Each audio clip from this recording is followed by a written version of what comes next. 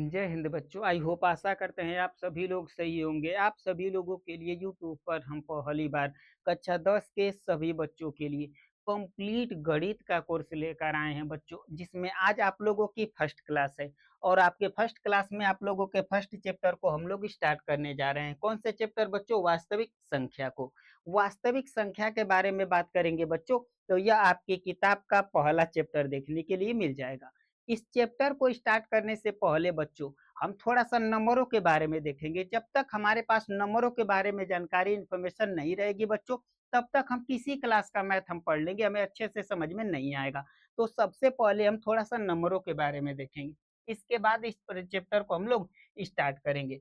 तो जो हमारे पास नंबर अर्थात जो हमें संख्याएँ देखने के लिए मिलती है, ठीक है बच्चों?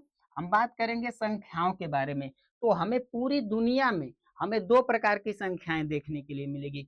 या तो संख्या वास्तविक होगी, क्या होगी बच्चों? वास्तविक संख्या होगी। या तो संख्या कौन-सी संख्या होगी बच्चों? काल्पनिक संख्या होगी। तो हमें संख्याएँ कितने प्रकार के देखने के लिए मिलेगी बच्चों? 2 प्रकार की देखने के लिए मिलती है। या तो संख्या वास्तविक होगी या तो काल्पनिक संख्या होगी। हमें 2 ही प्रकार के संख्याएँ देखने के लिए मिलती हैं। जितने नंबर हमारे पास होते हैं बच्चों, वह तो वास्तविक में होंगे या तो काल्पनिक होंगे। केवल 2 ही प्रकार के नंबर हमें देखने के लिए मिल जाते हैं। अब ये तो हमारे सिलेबस में दिया गया है। और जो काल्पनिक संख्या है बच्चों, इसको हमें पढ़ना है क्लास 11th में। कहाँ पे पढ़ना है बच्चों? क्लास 11th में हमको पढ़ना है। तो इसके एग्जाम्पल को देखेंगे और इसके बारे में हम लोग डिटेल से हम लोग एनालिसिस अर्थात पढ़ेंगे इसे हम लोग। तो काल्पनिक संख्या के बारे में बात करेंगे बच्चों, तो जो काल्पनिक संख्याएँ होती हैं, ठीक है बच्चों, वो करड़ी में लिखी जाती है। किसमें लिखी जाती है बच्चों? रूट में लिखी जाती है। और इनका जो नंबर होता है, जो उसमें संख्या दी रहती है वो माइनस में दी रहती है। इससे संख्या जब भी आपको एग्जाम्पल दिख जाएगा, किसका एग्जाम्पल होता है? काल्पनिक संख्या का होता है। काल्पनिक संख्या यहाँ से बस अच्छे से आप लोग समझिएगा बस इसके एग्जाम्पल के बारे में। क्योंकि हमें पढ़ना क्लास 11th में है, तो हम क्लास 11th में हम उसको डिटेल से पढ़ेंगे। अभी उसको हम क्यों पढ़े यहाँ पे? ठीक है? तो इसके नंबर जो होंगे वो करड़ी में लिखे जाएँगे और नंबर कैसे रहेंगे? वो माइनस में रहेंगे। किसमें रहेंगे बच्चों? माइनस में देखने के लिए मिलेगा। नंबर हमारे पास माइनस में देखने के लिए मिलेंगे। किसमें देखने के लिए मिलेंगे बच्चों? माइनस में देखने के लिए मिलेंगे और करणी में लिखा रहेगा। अनंत होते हैं बच्चों, बहुत सारे देखने के लिए मिलती है। अनंतों संख्याएँ हमको काल्पनिक संख्या में देखने के लिए मिलती है। तो यहाँ से हम इसकी परिभाषा अगर बनाना चाहें तो हम इसे बना सकते हैं कि वे संख्याएँ जो करणी में लिखी जाती है और उनका जो नंबर होते हैं वो माइनस में होते हैं, उसे हम लोग काल्पनिक संख्या कहते हैं। अब पढ़ना क्लास 11th में है तो क्यों टाइम वेस्ट करें, उसके बस हम थोड़े से एग्जाम्पल के बारे में देख लेंगे। अब हम बात करेंगे वास्तविक संख्या की, जो हमारे सिलेबस में दिया गया है, यही चैप्टर भी हमको फर्स्ट देखने के लिए मिलेगा। वास्तविक संख्या आगे चल के बच्चों इसके 2 भागों में बँट जाती है। वास्तविक जो संख्या हमारे पास है, यह आगे चल के 2 भागों में बँट जाती है। एक संख्या जो होती है ना बच्चों, परिमेय संख्या कहलाती है। कौन-सी संख्या कहलाएगी बच्चों? परिमेय संख्या कहलाएगी। और दूसरी जो होती है ना बच्चों, उसे हम लोग अपरिमेय संख्या कहते हैं। कौन-सी संख्या कहते हैं बच्चों? उसे हम लोग अपरिमेय संख्या कहते हैं। तो जो वास्तविक संख्या है, ये भी आगे चल के बच्चों 2 पार्ट में डिवाइड हो गई है। 2 भागों में क्या हो गया है? बँट गई है। आपको अभी से हम लोग डिटेल से इन दोनों भागों को पढ़ेंगे, वास्तविक संख्या को पढ़ेंगे। अगर यहाँ से बहुत सारे बच्चे होंगे, इसकी परिभाषा आप दे सकते हैं वास्तविक संख्या की। क्या दे सकते हैं बच्चों? कि सभी की सभी परिमेय संख्याएँ और सभी की सभी अपरिमेय संख्याओं को वास्तविक संख्या कहते हैं। बिल्कुल ईज़ी परिभाषा। सभी की सभी परिमेय संख्याएँ और सभी की सभी अपरिमेय संख्याओं को वास्तविक संख्या कहते हैं। अभी ये लिखा हुआ मिलेगा, यहाँ पे घबराने की बात नहीं है, बस आप थोड़ा-सा इसे अच्छे से देखिएगा। फिर इसके बाद हमारे पास जो अपरिमेय संख्या है, कौन-सी संख्या बच्चों? जो अपरिमेय संख्या है, इसका कोई पाठ नहीं देखने के लिए मिलेगा, बेचारा अकेला हो जाता है। अब इसके बाद हमारे पास बचती है परिमेय संख्याएँ। कौन-सी संख्या बच्चों? परिमेय संख्याएँ।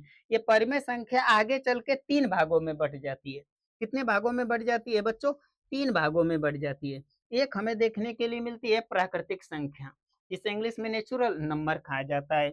और दूसरा हमें देखने के लिए मिलता है होल नंबर, जिसे हिंदी में हम लोग पूर्णांक कहते हैं। और तीसरा जो हमें देखने के लिए मिलता है बच्चों, इंटीजर। इंटीजर हम बात करेंगे, जिसे इंग्लिश में हम लोग हिंदी में पूर्णांक कहते हैं। तो वास्तव में जो परिमेय संख्या है आगे चल के 3 पार्ट में डिवाइड हो जाती है।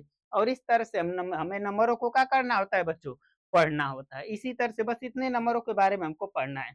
और इसी में हमारे पास देखने के लिए मिलता है जिसे हम लोग भाज्य अभाज्य संख्या कहते हैं। तो उसे हम लोग आगे डेफिनेशन के रूप में उसे देख लेंगे। हमने क्या देखा बच्चों कि जो संख्याएँ होती है वो हमें 2 भाग में 2 पार्ट में बटी हुई होती हैं। संख्याएँ कितने भागों में बटी हुई है? 2 भागों में बटी हुई। एक संख्या को हम लोग वास्तविक संख्या कहते हैं और दूसर की को हम लोग काल्पनिक संख्या कहते हैं। तो वास्तविक संख्या तो हमें पढ़नी है, तो इसके बारे में डिटेल से पढ़ेंगे। काल्पनिक संख्या को हम लोगों को पढ़ना है क्लास 11th अर्थात 11 में, तो उसे 11 में हम लोग देखेंगे। फिर आगे चल के वास्तविक जो संख्याएँ होती है बच्चों, ये 2 भागों में बँट जाती हैं। एक परिमेय हो जाती है और एक अपरिमेय हो जाती है, यानी परिमेय संख्या और अपरिमेय संख्या में डिवाइड हो जाती है वास्तविक संख्या। अब अपरिमेय वाले का भाग एक ही होता है, उसको रहने देते हैं। जो परिमेय होता है आगे चल के ये इस 3 भागों में बँट जाता है। प्राकृतिक संख्या, पूर्ण संख्या और पूर्णांक संख्या। अब इन नंबरों के बारे में एक-एक करके हम इन्फॉर्मेशन प्राप्त करेंगे एकदम डिटेल से। सबसे पहले हम किसके बारे में देखेंगे बच्चों? वास्तविक संख्या के बारे में देखेंगे, क्योंकि इसी का पहले उद्गम हुआ है। सबसे पहले किसको देखेंगे हम लोग? वास्तविक संख्या को देखेंगे। सिंपल सी जो परिभाषा वहाँ पे बताए थे वही परिभाषा यहाँ पे देखने के लिए मिल जाएगी बच्चों। सभी की सभी परिमेय संख्याएँ और सभी की सभी अपरिमेय संख्याओं को वास्तविक संख्या कहलाती है। सभी की सभी परिमेय संख्याएँ ले लीजिए और सभी की सभी अपरिमेय संख्याएँ ले लीजिए। इसे हम लोग क्या कहेंगे? वास्तविक संख्या कहें वास्तविक संख्या कहते हैं। अब हमारे पास प्रश्न उठता है कि परिमेय संख्या है, अपरिमेय संख्या। घबराने की बात नहीं है बच्चों, डिटेल से हमें परिमेय और अपरिमेय संख्याओं के बारे में पढ़ना है। बस इतना समझिएगा कि हम वास्तविक संख्या किसे कहेंगे? सभी की सभी परिमेय संख्याओं को और सभी की सभी अपरिमेय संख्याओं को वास्तविक संख्या हम लोग कहते हैं। ठीक है बच्चों, अब इसके एग्जाम्पल के बारे में बात करेंगे। तो एग्जाम्पल में बच्चों हमको देखने के लिए मिलेगा, चाहे माइनस में कोई नंबर हो, जीरो हो, कोई संख्या फ्रैक्शन में हो, कोई संख्या रूट में हो, कोई संख्या हमें डेसिमल में देखने के लिए मिलती है। इसमें तो सब नंबर आ जाते हैं। बस कौन नंबर हमको छोड़ देना है बच्चों, हमें बस करड़ी में कोई नंबर होगा और माइनस में लिखा होगा छोड़ दीजिए, क्योंकि हमको काल्पनिक संख्या को छोड़ दीजिए तो दुनिया में कौन सी संख्या जितने भी नंबर देखने के लिए मिलते हैं हमें वास्तविक संख्या के देखने के लिए। किसके देखने के लिए मिलते हैं बच्चों? हमें वास्तविक संख्या के देखने के लिए मिलते हैं। तो बस माइनस कोई करणी में इस वाले नंबर को छोड़ दीजिए और इस वाले का बस करणी में और माइनस हो और उसके बाद कितना जो भी नंबर हमारे पास हैं, सभी के सभी वास्तविक हैं। सभी के सभी क्या है बच्चों? वास्तविक हैं। इतना आप लोग अच्छे से याद रखिएगा कि कोई भी नंबर हो, चाहे दशमलव में हो, करणी में हो, कोई सा भी नंबर हो, बस माइनस करणी में माइनस नहीं होना चाहिए। इसको छोड़ दीजिए ऐसे नंबरों को, तो जो भी संख्या हमारे पास देखने के लिए मिलेगी वो तो कौन सी संख्या कहलाएगी बच्चों? तो संख्या कहलाएगी सर काल्पनिक संख्या, वास्तविक संख्या। कौन सी संख्या कहलाएगी बच्चों? वास्तविक संख्या कहलाएगी। ठीक है बच्चों, वास्तविक संख्या कहलाएगी। ये इसके एग्जाम्पल होते हैं बच्चों, ठीक है, क्योंकि इसमें सभी के सभी नंबर ही आ जाते हैं। बस काल्पनिक संख्या को छोड़ दीजिए तो इसमें सब नंबर आ जाएंगे। ठीक है बच्चों, इसमें सभी के सभी नंबर हमें देखने के लिए मिल जाते हैं। आई होप आशा करेंगे आप सभी बच्चों से कि वास्तविक संख्या आप लोग समझ गए होंगे। वास्तविक संख्या का मतलब बच्चों इसमें हर एक नंबर आ जाएंगे। बस करड़ी में कोई संख्या नहीं रहे, करड़ी में लिखी हो और माइनस में लिखी हो उसको छोड़ दीजिए, यानी काल्पनिक संख्या को छोड़ दीजिए तो वास्तविक संख्याएं सभी के सभी क्या है बच्चों? वास्तविक संख्याएं। अब इसके बारे में तो हम लोगों ने देख लिया। अब हम बात करेंगे बच्चों यहाँ से, इसके बाद हम किसको देखेंगे बच्चों? प्राकृतिक संख्या को, जिसे हम हिंदी में इंग्लिश में क्या कहते हैं बच्चों? नेचुरल नंबर कहते हैं। अब इसको नाम से यहाँ पे सिद्ध हो रहा है बच्चों, नेचुरल मतलब होता है प्राकृतिक। प्राकृतिक का मतलब क्या होता है बच्चों? किसी व्यक्ति किसी मनुष्य के द्वारा किसी की रचना न की जाए, परमात्मा के द्वारा रचना की जाती है, उसे हम लोग वास्तविक कहते हैं। जैसे में हवा हवा आपको देखने के लिए मिल जाती है, अर्थात इसके जो भी नंबर देखने के लिए मिलेंगे वो बने हुए नंबर हमें नहीं देखने के लिए मिलेंगे। ठीक है बच्चों, हम बात करेंगे प्राकृतिक संख्या के बारे में। प्राकृतिक संख्या क्या होती है बच्चों? तो गिनती में प्रयोग की जाने वाली सभी संख्याएं प्राकृतिक संख्या कहलाती है। जितना भी आप गिनती में प्रयोग करते हैं नंबरों को, जो भी नंबर हो बच्चों, इनफाइनाइट अनंतों तक जितने भी नंबर का आप यूज करते हो काउंटिंग करने के लिए, गिनने के लिए, वो सभी के सभी संख्याएं, वो सभी के सभी नंबर क्या कहलाते हैं बच्चों? प्राकृतिक संख्या कहलाते हैं। जितना भी आप नंबर दे गिनते हैं बच्चों, कोई भी नंबर होगा, जितना नंबर का आप गिन सकते हो वो सभी के सभी नंबर बच्चों का कौन सी संख्या कहलाते हैं? प्राकृतिक संख्या कहलाते हैं। अब प्रश्न उठता है कि सर हम काउंटिंग कहाँ से करेंगे? क्योंकि इसमें तो हमें माइनस के भी नंबर देखने के लिए मिलते हैं और प्लस के भी नंबर हमें देखने के लिए मिलते हैं, तो हम काउंटिंग कहाँ से करते हैं? तो बात सुनिएगा बच्चों यहाँ पे अच्छे से। जैसे एक हमारे पास टोकरी है, ये टोकरी है, आम का सीजन चल रहा है तो इसमें आम भरा है। क्या भरा है बच्चों? मान लीजिए इसमें क्या भरा हुआ है? आम भरा हुआ है, मैंगो है, ठीक है? अब जब भी आप इस टोकरी में से एक आम निकालेंगे, जब भी इस टोकरी में से आप ये काम निकालोगे बच्चों, तो आप काउंट क्या करोगे? कहोगे कि सर 1 काउंट करते हैं। क्या काउंट करते हैं? 1 चाहे हिंदी वाले बच्चे हिंदी कहेंगे बात करेंगे, 1 हम काउंट करते हैं। कौन स कितना काउंट करते हैं बच्चों? हम लोग 1 काउंट करते हैं। फिर से समझिएगा बच्चों, जैसे ये टोकरी है, इस टोकरी में आम भरा है। अगर जैसे ही हम इसमें से एक फल निकालेंगे, तो हम काउंट करते हैं बच्चों 1, 0 नहीं काउंट करते हैं। कितना काउंट करते हैं बच्चों? हम लोग 1 काउंट करते हैं। तो सर इतना तो दिमाग आ रहा है कि जो नंबर होते हैं, जहाँ से गिनना स्टार्ट कर रहे हैं, हम 1 से गिनना स्टार्ट करते हैं, 0 से हम गिनना स्टार्ट नहीं करते हैं। जैसे हम इस टोकरी में से एक फल निकाल रहे हैं सर, तो हमारे पास 1 हम काउंट कर रहे हैं, 1 हम गिन रहे हैं। तो गिनती कहाँ से स्टार्ट होती है बच्चों? 1 से स्टार्ट होती है। कहाँ से स्टार्ट होती है बच्चों? 1 से स्टार्ट होती है। तो इसके एग्जाम्पल के बारे में बात करेंगे बच्चों। तो गिनती हमें कहाँ से स्टार्ट होती हुई नजर आएगी? तो कहेंगे सर 1 से स्टार्ट होगी। 1 से स्टार्ट होती है और इसी तरह से गिनती चली जाती है। और कहाँ तक चली जाती है बच्चों? अनंतों तक। कहाँ तक देखने के लिए मिलेगी बच्चों? अनंतों आपको देखने के लिए मिल जाएगा। इनफाइनाइट हो जाता है। अब यहाँ से प्यारे बच्चों बहुत सारे क्वेश्चन हमें देखने के लिए मिलते हैं। यहाँ से हमें बहुत सारे क्वेश्चन देखने के लिए मिल जाते हैं। क्वेश्चन क्या पूछा जाएगा? सबसे पहला क्वेश्चन, जो कि इस पर क्वेश्चन भी आप लोगों के दिया है और कई बार बोर्ड के एग्जाम में भी पूछा गया है। क्वेश्चन पूछता है ना बच्चों यहाँ से कि प्राकृतिक संख्या की सबसे छोटी संख्या कौन सी होगी और प्राकृतिक संख्या की सबसे बड़ी संख्या कौन सी होगी? सबसे पहला प्रश्न ये पूछा जाएगा आपसे। तो प्राकृतिक संख्या की सबसे छोटी संख्या बता दीजिए और प्राकृतिक संख्या की सबसे बड़ी संख्या बता दीजिए। ये पहला क्वेश्चन आप लोगों के सामने है। तो सबसे पहले हम बात करेंगे बच्चों, ठीक है? इस क्वेश्चन को सोल्व करने से पहले एक प्रश्न का उत्तर हमारे दे दीजिए, तब इस प्रश्न के उत्तर हम लोग आसानी से दे सकेंगे। कौन सा प्रश्नों का उत्तर बच्चों? तो जैसे हमने यहाँ कुछ नंबर लिया, हमने यहाँ पे क्या लिया? कुछ बच्चों नंबर हम लोगों ने ले लिया। अब इतना तो ये नंबर हमारे पास पता चल रहे हैं कि ये नंबर स्टार्ट कहाँ से हो रहे हैं बच्चों? 1 से। कहाँ से स्टार्ट हो रहे हैं? 1 से स्टार्ट हो रहे हैं।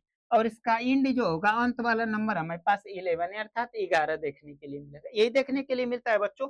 तो जहां से कोई नंबर स्टार्ट होता है, अच्छे से सुनिएगा बच्चों इस शब्द को, जहां से कोई नंबर हमारे पास स्टार्ट होता है, शुरू होता है, वो सबसे छोटा संख्या कहलाती है, सबसे छोटा नंबर होता है।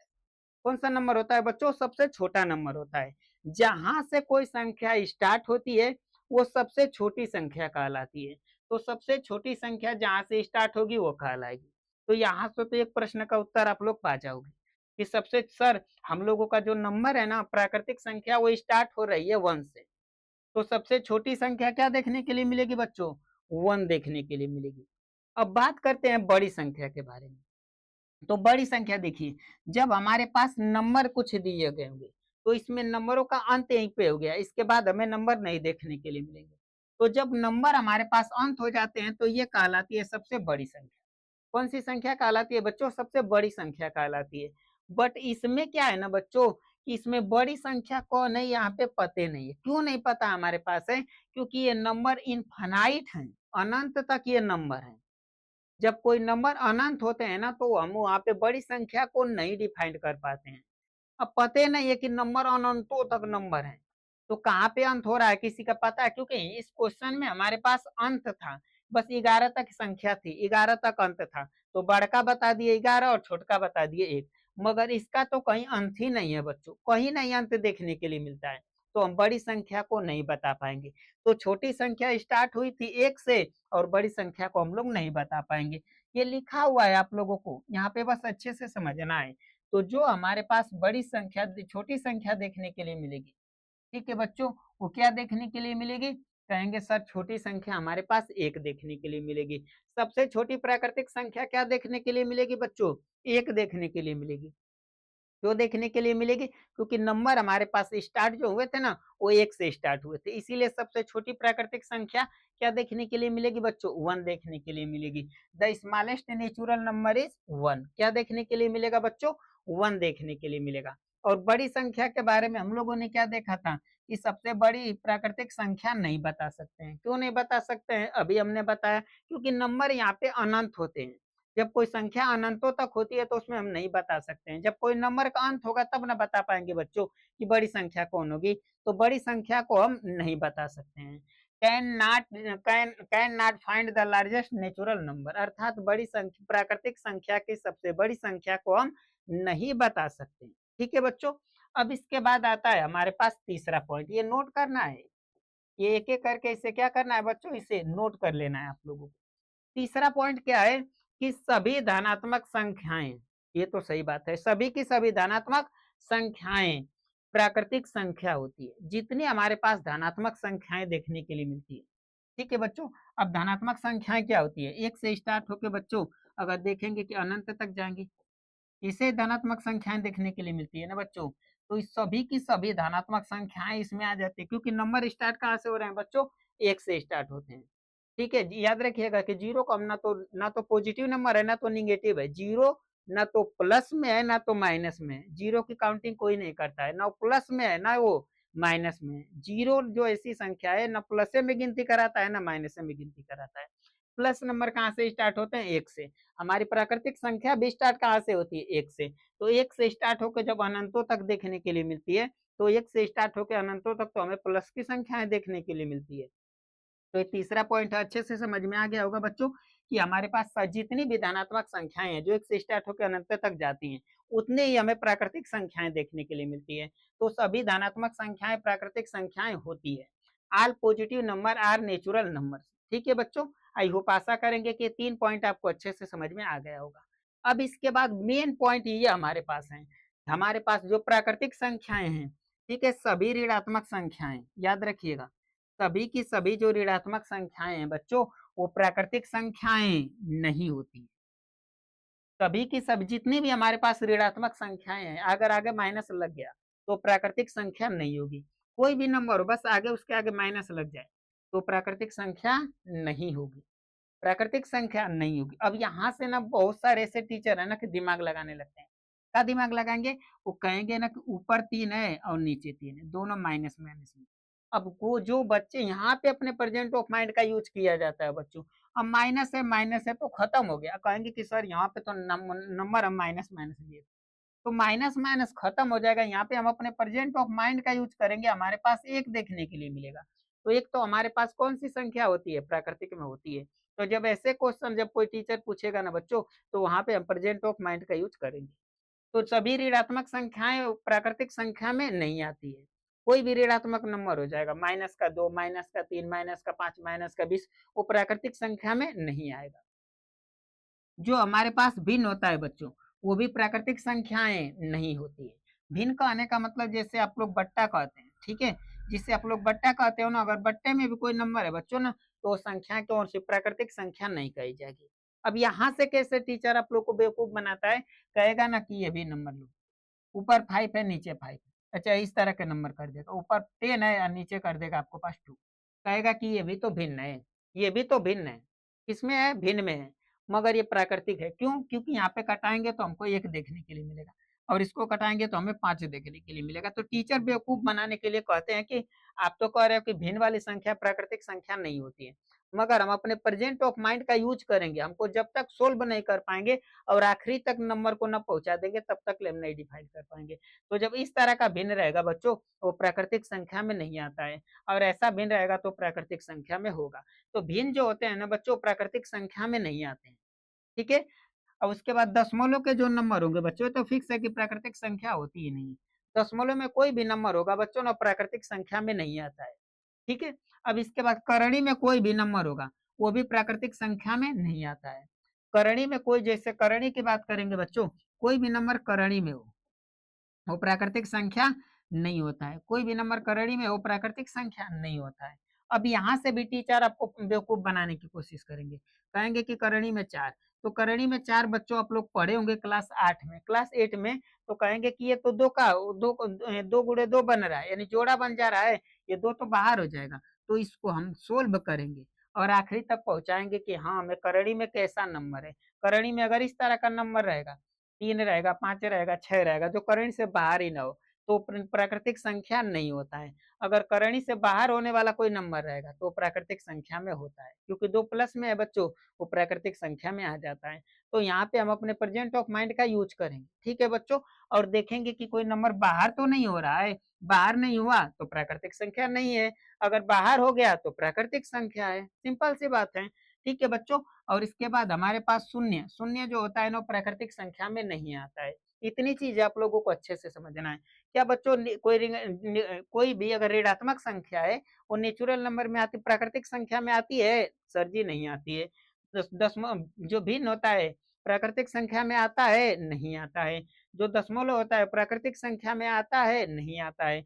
जो करणी होती है प्राकृतिक संख्या में आती है? नहीं आती है। दशमलव जो शून्य प्राकृतिक संख्या में आएगा? नहीं आएगा। इतनी चीजें आप लोगों को अच्छे से नोट कर लेनी है, ठीक है बच्चों, इतनी चीजें आप लोगों को अच्छे से नोट कर लेनी है।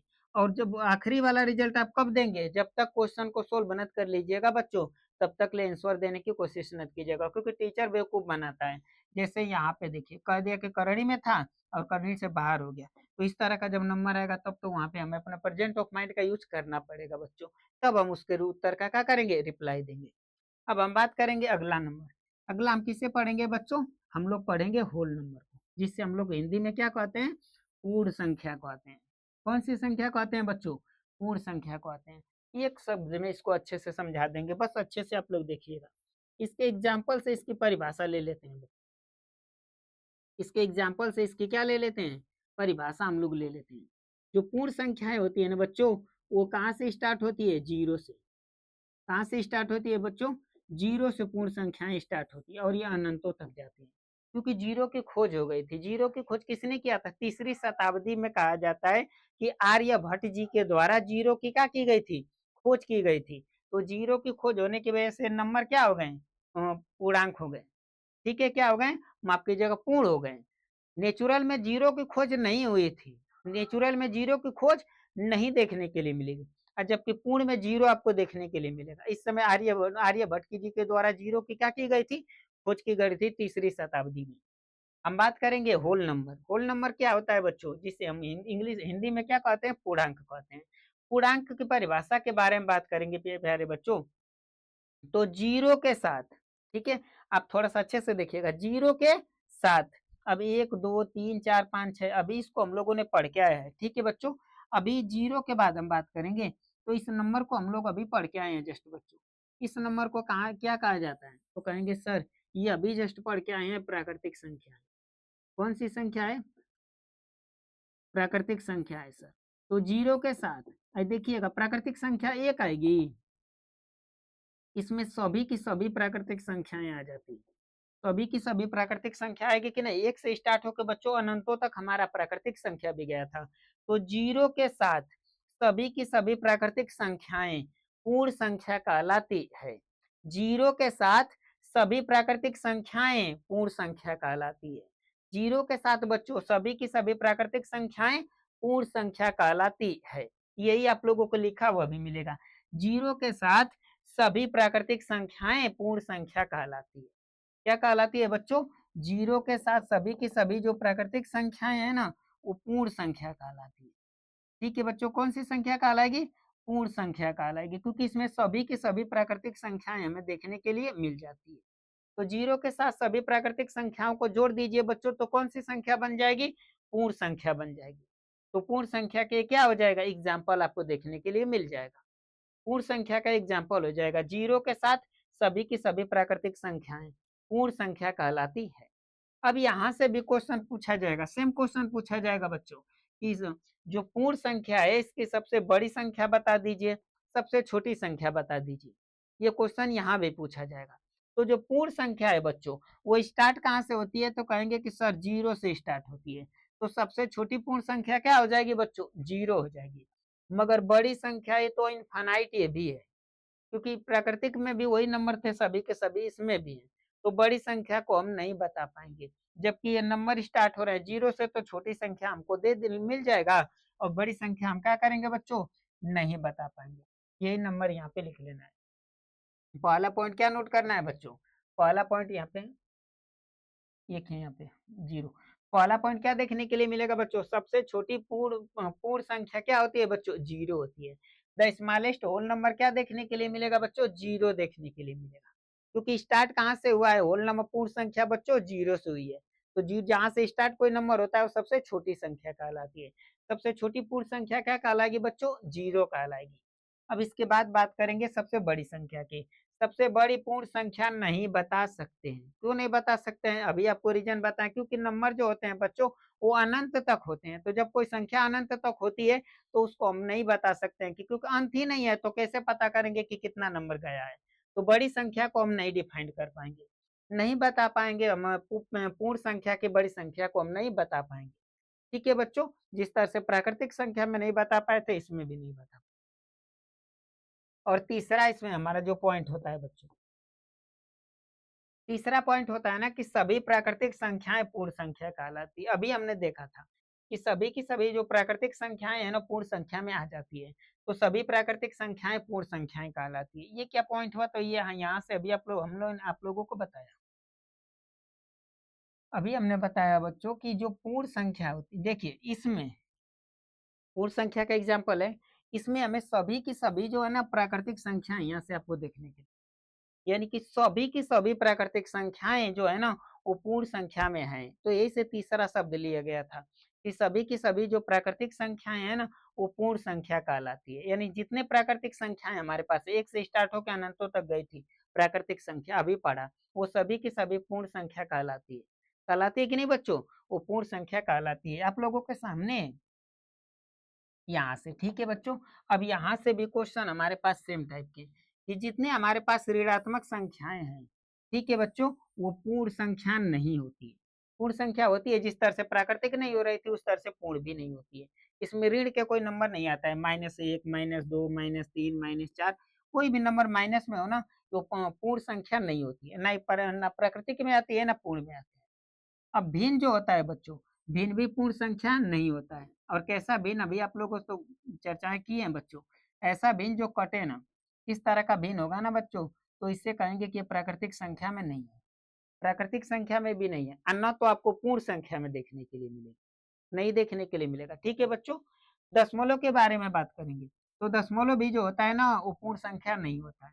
अब ये दशमलव का इस तरह के देखने के लिए मिल जाते हैं। जो दशमलव जितने भी देखने के लिए मिलेंगे वो पूर्ण संख्या भी नहीं होते हैं, ना हमारे पास नेचुरल नंबर प्राकृतिक संख्या में। ठीक है बच्चों, अब करड़ी भी जो होती है ना वो पूर्ण संख्या नहीं होती है। करड़ी में भी कोई नंबर इस तरह का होगा बच्चों जो बाहर ना निकले, वो पूर्ण संख्या नहीं होता है। इतनी चीजें हमें याद रखनी है। सभी की सभी जो ऋणात्मक संख्याएं, कामा, भिन्न, दशमलव, करणी, पूर्ण संख्याएं नहीं होती। ठीक है बच्चों, पूर्ण संख्याएं नहीं होती, इसके बारे में हम लोग अच्छे से ज्ञात करें। आई होप, आशा करते हैं आप सभी बच्चों की ये भी चीज आपको अच्छे से समझ में आ गई होगी। इसके बाद हमारे पास अगला है बच्चों इंटेजर्स, जिसे हम हिंदी में क्या कहते हैं? पूर्णांक कहते हैं। ये हम लोगों को अच्छे से पढ़ना पड़ेगा क्योंकि इस पर क्वेश्चन बहुत सारा है। पूर्णांक के बारे में बात करेंगे, ठीक है बच्चों। तो परिभाषा देने से पहले इस एग्जाम्पल से आप लोगों की इसकी परिभाषा देंगे तो आप लोगों को और अच्छे से समझ में आएगा। एग्जाम्पल से जब हम इसके परिभाषा देंगे आप लोगों के सामने, ठीक है बच्चों। एग्जाम्पल से हम जैसे के बात करेंगे, एग्जाम्पल से हम देखिए इसकी परिभाषा कितना आसान आप लोगों को बना देते। इसमें हमारे पास अनंत तक माइनस के नंबर देखने के, यानी कि जितना नंबर निगेटिव में होता है वो सभी का सभी इसमें आ जाएगा, जीरो भी आ जाएगा। और सभी के सभी इसमें क्या देखने के लिए मिलेंगे बच्चों? सभी के सभी इसमें प्लस के नंबर भी देखने के लिए मिलेंगे। किसके नंबर देखने के लिए मिलेंगे बच्चों? प्लस में भी जितने नंबर होते हैं ये भी सभी के सभी इनफाइनाइट तक देखने के लिए मिलेंगे। यानी कि माइनस में भी सभी के सभी नंबर देखने के लिए मिलेंगे और प्लस में भी हमें सभी के सभी नंबर देखने के लिए मिल जाएंगे। तो यहाँ से हम इसकी परिभाषा क्या बताएंगे? ये तो लिखा हुआ है, लिखा हुआ है। परिभाषा इससे छोटी हम दे रहे हैं आप लोगों को। क्या लिखेंगे बच्चों? कि सभी की सभी ऋणात्मक संख्याएं। परिभाषा आपकी इच्छा करेगा तो ये लिख सकते हैं, सिंपल इसकी परिभाषा आप लोगों के सामने बता रहे हैं। सभी की सभी ऋणात्मक संख्याएं, सभी, ठीक है बच्चों, ऋणात्मक, सभी ऋणात्मक संख्याएं, संख्याएं, ठीक है बच्चों, सभी ऋणात्मक संख्याएं। सभी धनात्मक संख्याएं, कामा सभी धनात्मक धनात्मक संख्याएं संख्याएं जीरो के साथ,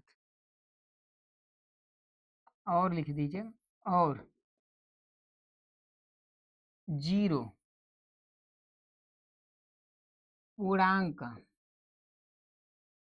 कहलाता है।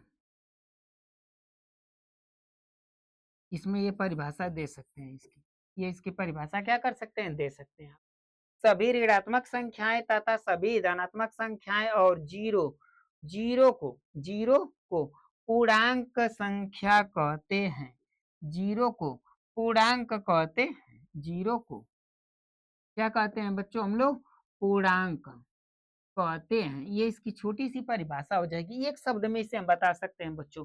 सभी ऋणात्मक संख्याएं कामा सभी धनात्मक संख्याएं और जीरो को पूर्णांक संख्या कहते हैं। कौन सी संख्या कहते हैं बच्चों, हम लोग पूर्णांक संख्या कहते हैं। सभी ऋणात्मक संख्याओं तथा सभी धनात्मक संख्याओं और जीरो के साथ सभी की सभी संख्याओं को हम लोग क्या कहेंगे, पूर्णांक कहेंगे। क्या कहेंगे बच्चों, हम लोग पूर्णांक कहते हैं। ऋणात्मक सभी ऋणात्मक संख्याएं कामा सभी धनात्मक संख्याएं और जीरो को पूर्णांक कहते हैं। क्या कहते हैं बच्चों, हम लोग पूर्णांक कहते हैं। और ये तो लिखा हुआ परिभाषा, ये भी चाहे तो आप लिख सकते हैं। सभी प्राकृतिक संख्याएं कामा सभी पूर्ण संख्याएं जीरो और सभी ऋणात्मक संख्याएं पूर्ण संख्या कहलाती है। तो बहुत बड़ी परिभाषा हो जाएगी, ये बहुत बड़ी क्या हो जाएगी बच्चों, परिभाषा हो जाएगी। इतना आप नोट कर लीजिएगा, ये तो बहुत बड़ी परिभाषा हो जाएगी। इतना नोट कर लेंगे, आपकी परिभाषा बिल्कुल आसान हो जाएगी। सभी ऋणात्मक संख्याएं कामा सभी धनात्मक संख्याएं और जीरो को हम पूर्णांक कहते हैं। क्या कहते हैं बच्चों, हम लोग पूर्णांक कहते हैं। अब यहाँ से भी सेम क्वेश्चन मल्टीप्लिकेशन आपको पूछा जाएगा। पहला क्वेश्चन क्या पूछा जाएगा बच्चों, कि सबसे छोटी बता दीजिए पूर्णांक संख्या। कौन सी संख्या बच्चों, सबसे छोटी पूर्णांक संख्या बता दीजिए।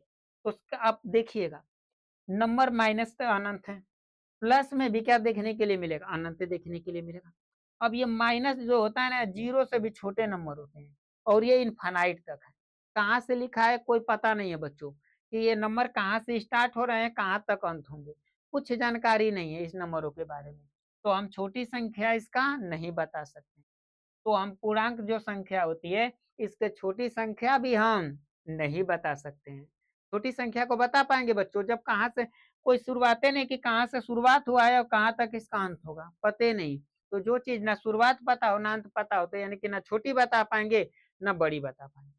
ना छोटी संख्या बता पाएंगे बच्चों, ना बड़ी संख्या हम बता पाएंगे। कुछ भी नहीं इसमें हम डिफाइन कर पाएंगे, ना छोटी संख्या ना बड़ी संख्या। एक चीज हम अच्छे से यहाँ पे समझेंगे, ठीक है बच्चों, एक चीज हमें यहाँ पे समझना है अच्छे से।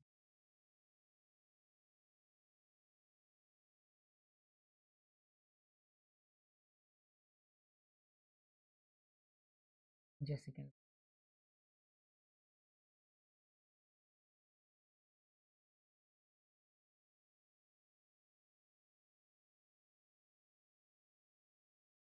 एक पेपर गायब है बच्चों, अच्छे से थोड़ा सा ले लेते हैं। एक पेपर गायब है बच्चों।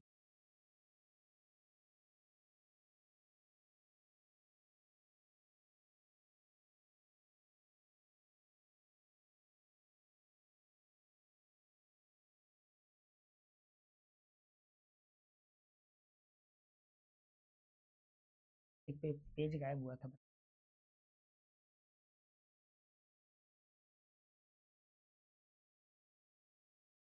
ठीक है बच्चों, हम बात करेंगे यहाँ पे, ये वाला पेज उसका गायब था। यहाँ पे देखिए, फ्रैक्शन जो होते हैं हमारे पास, अभी हम लोगों ने देखा फ्रैक्शन मतलब प्यारे बच्चों जो भिन्न होता है, ठीक है। डेसिमल, डेसिमल का मतलब होता है प्यारे बच्चों कोई दशमलव में। रूट का मतलब होता है करणी, और ठीक है करणी। अब ये जो दशमलव में हो, चाहे डेसिमल में हो, चाहे रूट में हो, वो सभी के सभी पूर्णांक में नहीं आते हैं। पूर्णांक में आएंगे बच्चों, नहीं आएंगे।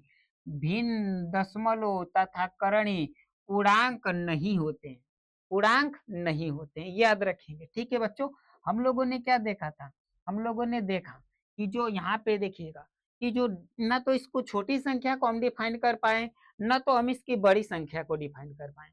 ठीक है, वो तो हमें पता चला कि ना पूर्णांक की ना तो छोटी संख्या बता पाएंगे बच्चों, ना तो हम इसमें बड़ी संख्या बता पाएंगे। ठीक है, ना बड़ी संख्या बता पाएंगे ना छोटी संख्या बता पाएंगे। यहाँ से बच्चों क्या क्वेश्चन यहाँ पे देखिए नोट नहीं किया गया, यहाँ पे देखिए क्वेश्चन किस तरह से पूछेगा। क्वेश्चन पूछ देगा यहाँ से, एक से स्टार्ट होकर अनंतों तक अब संख्या कोई जाती है बच्चों, तो उसे क्या कहते हैं? कहेंगे सर सभी प्राकृतिक संख्याएं इसमें आ जाती है। प्राकृतिक संख्याएं आएगी कि नहीं बच्चों? देखिए एक से स्टार्ट होके जब कोई नंबर अनंत तक जा रहे थे तो किसे उसे हम लोग क्या कह रहे थे? प्राकृतिक संख्या कह रहे थे। क्या कह रहे थे बच्चों? प्राकृतिक संख्या कह रहे थे। तो सर जो पूर्णांक है इसमें सभी की सभी प्राकृतिक संख्याएं आ जाती है। और चीज देखिएगा, इसमें सभी के सभी, ठीक है बच्चों, ये तो प्राकृतिक के बारे में बात करें, इसमें सभी की जीरो से स्टार्ट होकर अनंत तक कौन जाएगा बच्चों? जीरो, एक, दो, तीन, चार, पाँच, छह, सात, अनंत तक जाएगा। तो कहेंगे कि इसमें सभी के सभी होल, सभी के सभी जो है पूर्ण संख्याएं भी आ जाती है। पूर्ण संख्याएं ये भी सभी की सभी, देखिए सभी की सभी प्राकृतिक संख्याएं पूर्णांक कहलाती है, सभी की सभी पूर्ण संख्याएं पूर्णांक कहलाती है, क्योंकि जीरो से स्टार्ट होकर अनंतों तक प्लस में कोई नंबर गया था उसे हम लोग क्या कहते हैं बच्चों? अभी पढ़ा हम लोगों ने, उसे हम लोग पूर्ण कहते हैं। यानी इसमें पूर्ण भी सभी का सभी आ जाता है और सभी की सभी प्राकृतिक संख्याएं भी आ जाती है। तो सभी प्राकृतिक संख्याएं पूर्णांक कहलाती है, सभी पूर्ण संख्याएं पूर्णांक कहलाती है। इस क्वेश्चन को हम लोग नोट कर लेंगे। और हम लोगों ने देखा कि हम किसे किसे नहीं कहेंगे बच्चों? तो जो हमारे पास भिन्न होगा। ठीक है बच्चों, जो हमारे पास क्या देखने के लिए मिलेगा? जो भिन्न हो, दशमलव भिन्न में हो, दशमलव में हो, करणी में हो, वो पूर्णांक में नहीं आते हैं। ना भिन्न आता है, ना दशमलव आता है, ना करणी आते हैं। ठीक है, अब ये जो है इसको इसको अच्छे से पढ़िएगा, क्योंकि इस पर प्यारे बच्चों आपकी प्रश्नावली यानी कि 2.1.3 का जितना क्वेश्चन है सब इसी पे सोल्व होगा। सबका सब बच्चों इसी पे, कुछ उसके भी कुछ क्वेश्चन, और प्रश्नावली 1.2 इसके तो पूरे क्वेश्चन इसी पे हैं। इसको अच्छे से आप लोगों को पढ़ना है। अब जो परिमेय संख्याएं हैं, जैसे कि बच्चों जो परिमेय संख्याएं हैं बच्चों, परिमेय संख्याएं किसे कहते हैं? वे संख्याएं जिसे p बाई क्यू के रूप में लिखा जा सकता है। अब p बाई क्यू कहने का मतलब बच्चों ना कि भिन्न, p बाई क्यू कहने का मतलब क्या होता है बच्चों? भिन्न। तो वे संख्याएं जिसे हम p बाई क्यू के रूप में लिख सकते हैं, बट्टा में लिख सकते हैं, के रूप में लिखा जा सकता है, उसे हम लोग क्या कहते हैं बच्चों? परिमेय संख्या कहते हैं। वे संख्या जिसे हम p बाई क्यू के रूप में लिख सकते हैं उसे हम परिमेय संख्या, कौन सी संख्या कहते हैं बच्चों? उसे हम लोग परिमेय संख्याएं कहते हैं। p बाई क्यू कहने का मतलब क्या है बच्चों? किसको कह रहा है? भिन्न को। जिसको नंबर को भी भिन्न में आप लिख दीजिए वो परिमेय संख्या कहलाएगी। कौन सी संख्या कहलाएगी बच्चों? परिमेय संख्या कहलाएगी। अब यहाँ से कंडीशन है, यहाँ से क्या दिया गया है बच्चों? कंडीशन है कि क्या क्या होना हमारे पास चाहिए। जहाँ p और जो q है, जो यानी कि जो p और q कहने का मतलब ऊपर वाला नंबर p और नीचे वाला नंबर क्या होता है? q। ऊपर वाले कौन से? नीचे वाले को हर कहते हैं। ठीक है, तो जो यहाँ पे p और q है वो क्या होना चाहिए? वो पूर्णांक होना चाहिए। अभी हम लोगों ने पूर्णांक के बारे में पढ़ा है बच्चों, यानी कि कोई भी माइनस का नंबर हो जाएगा, कोई भी प्लस का नंबर हो जाएगा, जीरो। कोई प्लस के नंबर हो, माइनस के नंबर हो, जीरो, वो पूर्णांक कहलाते हैं। यानी इन दोनों के स्थान पे कोई भी नंबर हो सकते हैं, चाहे कोई माइनस में भी हो सकता है, प्लस में भी हो सकता है। ठीक है बच्चों, प्लस में भी हो सकते हैं, माइनस में भी, ये दोनों के दोनों नंबर हो सकते हैं। बट कंडीशन का दे दिया है कि Q not equal zero, bus queue का मान अर्थात हर में कभी जीरो आपको नहीं लेना है। ये कंडीशन दिया है कि हर में आपको जीरो नहीं लेना है। ऊपर जीरो ले सकते हैं मगर नीचे आप जीरो नहीं ले सकते हैं। जहाँ पी और क्यू पूर्णांक हो, क्यू नॉट इक्वल जीरो मतलब क्यू का मान जीरो नहीं होना चाहिए। और इनका जब एचसीएफ निकालिए बच्चों, एचसीएफ कहने का मतलब मौसम, तो हमारे पास एक देखने के लिए मिलेगा। मौसा क्या होना चाहिए बच्चों? तो मौसा हमारे पास एक होना चाहिए। तभी हम इससे क्या कहेंगे? जब इतनी चीजों को फॉलो करेगा कि पी और क्यू पूर्णांक होंगे, क्यू नॉट इक्वल जीरो होगा और इसका एचसीएफ एक देखने के लिए मिलेगा बच्चों ना, तो वही हम उससे परिमेय संख्या कहेंगे। अगर इनमें से कोई एगो नहीं पूरा किया, अब सपोज दैट कीजिए कि एचसीएफ क्या आ गया? दूसरा आ गया, एचसीएफ एक को छोड़ के 2 आ गया तो परिमेय संख्या नहीं होगा। एचसीएफ एक ही आना चाहिए। इसका क्यू नॉट इक्वल 0 देखने के लिए मिलेगा। पी और क्यू यहाँ पे होने चाहिए, ये ना कि पी और क्यू बस होने चाहिए, ऊपर भी और नीचे। अर्थात जो हमारे पास पूर्णांक होंगे, चाहे माइनस में ऊपर ले लीजिए, माइनस में नीचे ले लीजिए, ये सब हो जाएंगे। ऊपर प्लस ले लीजिए, नीचे माइनस ले लीजिए, क्योंकि पूर्णांक में माइनस प्लस तो आता ही है बच्चों, अभी हम लोगों ने डिटेल से पढ़ा है बच्चों। और जीरो भी ऊपर आप आ सकते हैं, मगर नीचे जीरो नहीं होना चाहिए। तो वे संख्याएं जिसे पी बाई क्यू के रूप में लिखा जा सकता है, जहां पी और क्यू पूर्णांक हो, क्यू नॉट इक्वल 0 और एचसीएफ क्या होना चाहिए, 1 होना चाहिए। उसे हम क्या कहते हैं बच्चों, उसे हम लोग परिमेय संख्या कहते हैं। उसे हम लोग कौन सी संख्या कहते हैं बच्चों, उसे हम लोग परिमेय संख्या कहते हैं। हम बात करेंगे इसके एग्जाम्पल की। ठीक है बच्चों, तो इसके एग्जाम्पल में माइनस के सभी नंबर आ जाते हैं, माइनस जीरो भी आ जाता है, प्लस में जितने नंबर होंगे वो सभी के सभी नंबर आ जाएंगे, भिन्न भी इसमें आ जाता है, और इसमें दशमलव इस तरह का रहेगा वो भी आ जाएगा। इस तरह के दशमलव रहेगा, कटा हुआ दशमलव रहेगा, वो भी इसमें देखने के लिए मिल जाएगी। इतना याद रखिएगा, करणी इसमें नहीं आता है, परिमेय में बच्चों करणी नहीं आता है, अपरिमेय में आता है। ठीक है, बस इतना एग्जाम्पल हम लोग इसे याद रखेंगे। हमारे पास अब कहेंगे सर कि यहाँ पे 3 है, इस ये तो हमारे पास इसको कैसे पी बाई क्यू के रूप में लिखेंगे। तो यहाँ पे समझिएगा बच्चों, दुनिया में जितने हमारे पास नंबर है, अगर हमारे पास पूर्ण में है तो उन सभी नंबरों के नीचे एक होता है, उन सभी नंबरों के नीचे एक होता है। ठीक है, याद रखेंगे बच्चों इस बात को कि दुनिया में जितने पास हमारे पास नंबर ऐसे हैं, उन सभी नंबरों के नीचे एक होता है।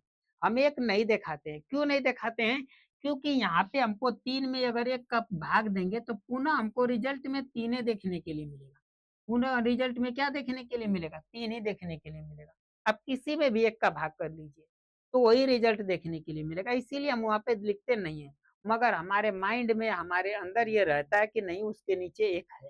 तो ये क्या हो गया बच्चों, पी बाई क्यू हो गया, ये भी पी बाई क्यू होगा, ये भी पी बाई क्यू होगा, ये भी पी बाई क्यू होगा। तो ये नंबर जो है इसके नीचे एक है कि नहीं है, इसके भी नीचे एक है, पी बाई क्यू के रूप में लिख सकते हैं, पी बाई क्यू के रूप में लिख सकते हैं। जीरो के भी नीचे एक होता है, जीरो को भी हम पी बाई क्यू के रूप में लिख सकते हैं। और इधर भी माइनस में भी ये कंडीशन लागू होता है। तो इस तरह से करके बच्चों ये हमारे पास परिमेय संख्या देखने के लिए मिल जाता है। और अपरिमेय संख्या का बिल्कुल छोटी सी परिभाषा है, बिल्कुल बिल्कुल एकदम इजी परिभाषा अपरिमेय संख्या की। अपरिमेय संख्या किसे कहेंगे बच्चों, अपरिमेय संख्या वे संख्याएं जिसे हम पी बाई क्यू के रूप में नहीं लिख सकते हैं। अर्थात हम भिन्न में जिसे नहीं लिख सकते हैं बच्चों ना, भिन्न अर्थात इस तरह से नहीं लिख सकते हैं पी, वे संख्याएं जिसे पी बाई क्यू के रूप में नहीं लिखा जा सकता है, नहीं लिखा जा सकता है, उसे क्या कहते हैं बच्चों, उसे हम लोग अपरिमेय संख्या कहते हैं। कोई भी नंबर जिसे आप पी बाई क्यू के रूप में नहीं लिख पाएंगे ना, वो अपरिमेय कहलाएगा। हम बात करेंगे जैसे में, इसके एग्जाम्पल को भी नोट कर लीजिएगा। जैसे की बात करेंगे बच्चों ना, तो जैसे में हमारे पास नंबर है करणी में, कोई संख्या करणी में हो, रूट से बाहर ना हो, ये नंबर इसमें आ जाएंगे। और इस तरह का दशमलव इसमें देखने के लिए मिलेगा, जीरो के बाद एक, 2 जीरो, फिर 3 जीरो, इस तरह के सीक्वेंस, फिर 4 जीरो। जब इस तरह का दशमलव जब रहेगा ना, तो ये किस में आता है, ये आते हैं परिमेय में। अपरिमेय में किस में आता है बच्चों, अपरिमेय में आता है। और एक चीज याद रखिएगा, जो पाई होता है ना, वो भी अपरिमेय में आता है। पाई किस में आ जाता है, अपरिमेय में आ जाता है, क्योंकि पाई वाले पे क्वेश्चन बहुत सारा पूछा गया है। तो आई होप, आशा करते हैं आप सभी बच्चों से कि संख्याओं के बारे में आप लोगों को अच्छे से इन्फॉर्मेशन प्राप्त हो गई होगी। अब स्टार्ट करते हैं आपकी प्रश्नावली का। दो एक दशमलव, एक दशमलव दो, माफ कीजिएगा, एक दशमलव एक, एक दशमलव एक का ये पहला क्वेश्चन। निम्नलिखित संख्याओं को अभाज्य गुणनखंडों के रूप में व्यक्त कीजिए। यहाँ पे प्यारे बच्चों जो संख्या दी गई है, इसे अभाज्य गुणनखंडों के रूप में हमें व्यक्त करने के लिए कह रहा है। सबसे पहले हम बात करेंगे बच्चों यहाँ पे अभाज्य गुणनखंड। ठीक है, हमारे पास दो शब्द हैं, इसे समझ जाएंगे तो हम लोग अच्छे से कर पाएंगे। अभाज्य, ठीक है बच्चों, बात करेंगे पहले अभाज्य और गुणनखंड। गुणनखंड क्या होता है, ठीक है बच्चों, किसके बारे में बात करेंगे, गुणनखंड और अभाज्य गुणनखंड क्या होता है, ये दोनों हमें समझने हैं।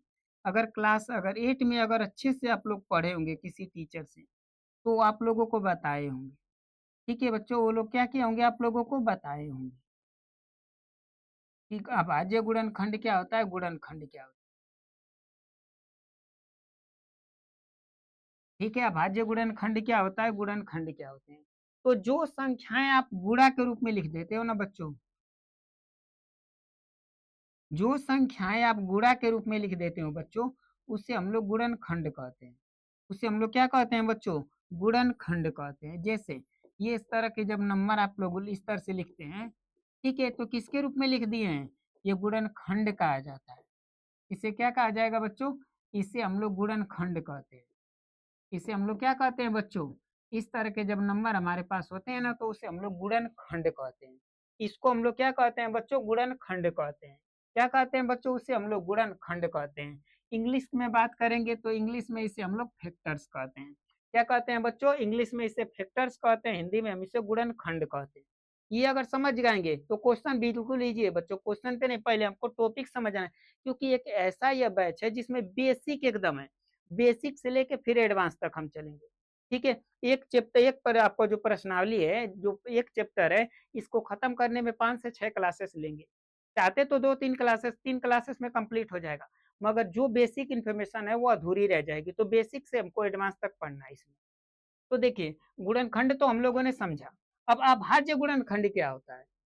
तो अभाज्य की बात करेंगे। ठीक है, अभाज्य और भाज्य, ये दो संख्याएं अभी इसमें नहीं लिखी गई थी बच्चों। हमें पढ़ना है कौन से प्यारे बच्चों?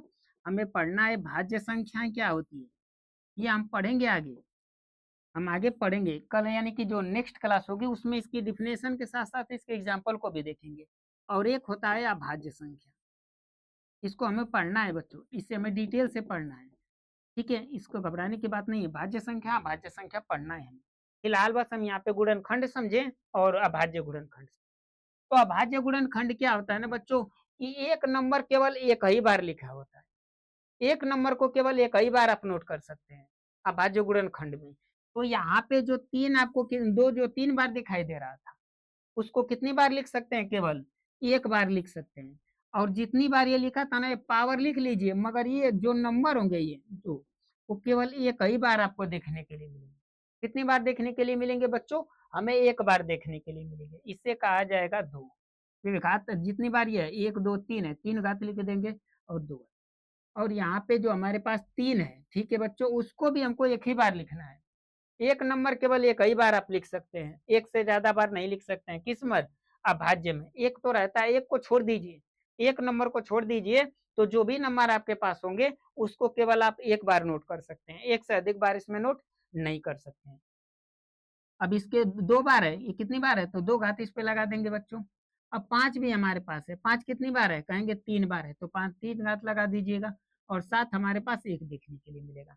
तो ये कहलाता है अभाज्य गुणनखंड। क्या कहलाएगा बच्चों? ये कहलाएगा हमारा अभाज्य गुणनखंड। अब क्वेश्चन के ऊपर चलते हैं, क्वेश्चन बताएंगे तो बिल्कुल आपको आसानी से समझ में आ जाएगा। ठीक है बच्चों, क्वेश्चन नंबर फर्स्ट हमारे सामने है, ये है। ठीक है, हमारे पास 100 क्या दे दिया है बच्चों? 40 है।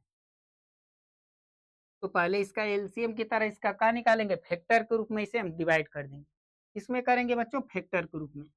तो 7 देखने के लिए मिलेगा। आई होप आशा करेंगे आप सभी बच्चों से कि आप सभी लोगों को एलसीएम अच्छे से आ रहा होगा, तो ये अच्छे से ये क्वेश्चन समझ में आएंगे। इसके बाद बच्चों हम 2 से कटाएंगे, कितना देखने के लिए मिलेगा? 35 हमें देखने के लिए, यही देखने के लिए मिलेगा। उसके बाद हमें 5 से कटेगा, फिर 7 से कटेगा, यही हमारे पास कटेंगे। 2 से कटाएंगे तो हमारे पास 70 देखने के लिए मिलेगा, फिर 2 से कटाएंगे तो हमारे पास 35 हो जाएगा, फिर 5 पे 7। अब इस तरह से जब हम इसने इसको कटाया, लिखेंगे एक लाइन, ये लिखना पड़ेगा हमारे पास बच्चों। ठीक है, 140। जब इसको हम लोगों ने कटाया तो हमारे पास 2 गुणे 2 और गुणे 5 गुणे क्या देखने के लिए मिला बच्चों? 7 हमें यही हमें देखने के लिए मिल जाएगा। तो क्या हमें ये लिखना है? नहीं सर, हमें क्या लिखना है? अभाज्य गुणनखंडों को लिखना है, ये हमें लिखना है। तो लिखेंगे क्या चीज यहाँ पे बच्चों? अभाज्य। ये शब्द हमारे पास है, अभाज्य गुणनखंड, गुणनखंड,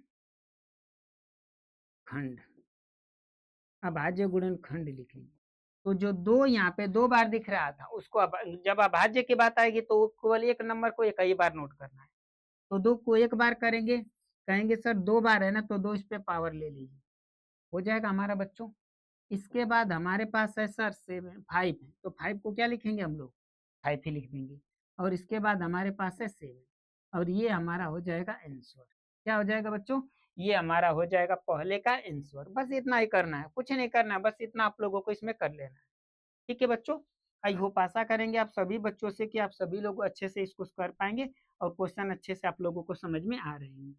दूसरा क्वेश्चन हमारे पास है यहाँ पे, ठीक है बच्चों, नेक्स्ट क्वेश्चन यहीं पे हमारे पास है। दूसरा क्या कह रहा है, हमारे पास ये दिया गया है, अब यहाँ 2 से कटाएंगे, ठीक है बच्चों।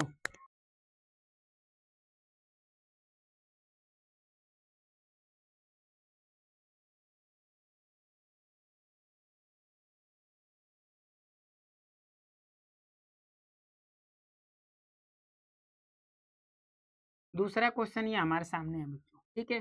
कितनी बार जाएगा, तो कहेंगे सर 7 बार जाएगा या 8 बार, इससे लेके चले जाएंगे।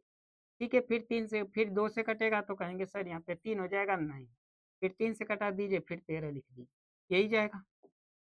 अब इसके बाद हमारे पास जो नंबर था 156, तो हमारे पास खंड मिला, 2 गुणे 2 गुणे क्या मिलेगा, हमारे पास 3 मिलेगा, और क्या मिलेगा बच्चों, हमारे पास 13 मिल जाएगा, ये हमें मिल गया। अब क्या हमें ये लिखना है, नहीं, हमें अभाज्य गुणनखंड लिखना है। क्या लिखना है बच्चों, हमें अभाज्य गुणनखंड लिखना है। तो कितना हो जाएगा, 2, यहाँ पे जो 2 बार दिख रहा था ना, इसको हम 1 बार कर लेंगे, और जितना 2 बार है तो 2 इस पे क्या कर लेंगे, पावर कर लेंगे, यही कर सकते हैं आप लोग। इसके बाद 3 एक ही बार है, इसमें तो कुछ नहीं कर सकते हैं, यहाँ पे 13 है बच्चों। इसके बाद हमारे पास 13 देखने के लिए मिलेगा, और ये इसका क्या हो जाएगा बच्चों, आंसर देखने के लिए मिलेगा। ये दूसरे का क्या हो जाएगा बच्चों, आंसर देखने के लिए मिलेगा। इसी तरह से जल्दी से इस तीनों सभी क्वेश्चनों को हम लोग कर लेते हैं। आपको भी क्वेश्चन करने के लिए मिलेगा बच्चों, घबराने की बात नहीं है, इसमें नहीं लिखा गया है, मगर आपको भी क्वेश्चन करने के लिए मिलेगा। फिलहाल इन क्वेश्चनों को हमें सोल्व कर लेने दीजिए, क्योंकि ये एनसीईआरटी के हैं, ये एनसीईआरटी का है, इसमें हम अच्छे से इसको हम लोग आप लोगों को बता देते हैं।